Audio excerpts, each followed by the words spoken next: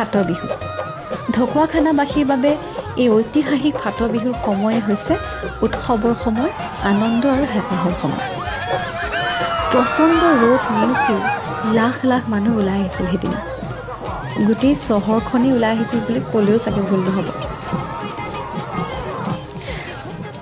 প্ৰত্যেকজন মানুহক ব্যক্তিগতভাৱে মাত দিবলৈ চেষ্টা কৰিছিলোঁ। ভগৱানৰ ওচৰত চিৰ কৃতজ্ঞ হৈ ৰওঁ, যে মৰমখিনি পাবলৈ মোক অলপ হ'লেও যোগ্য বুলি ভাবিলে। যলৈকে চকু ঘূৰাওঁ মুঠতে ওপৰে তলে সকলোতে কেৱল আৰু কেৱল মানুহ। ইমান সকলোৰে হেঁপাহ আৰু আন্তৰিকতা, ইমান নিস্বাৰ্থ ভালপোৱা।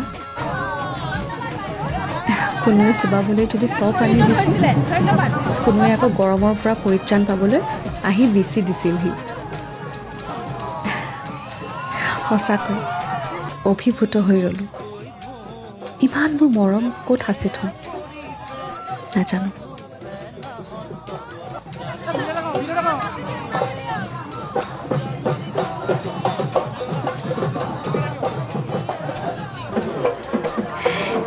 শেষত মোক লৈ যোৱা হৈছিল ফাট বিহুৰ সেই মূল মঞ্চখনলৈ।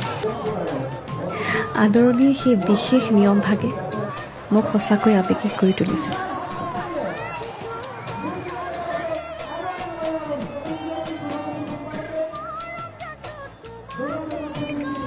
তাৰ পাছত হঠাৎ ক'লে যে দীপলিনা, তুমি ভাষণ দিব লাগিব, গানটো গাবই লাগিব, লগতে নাচিবও লাগিব।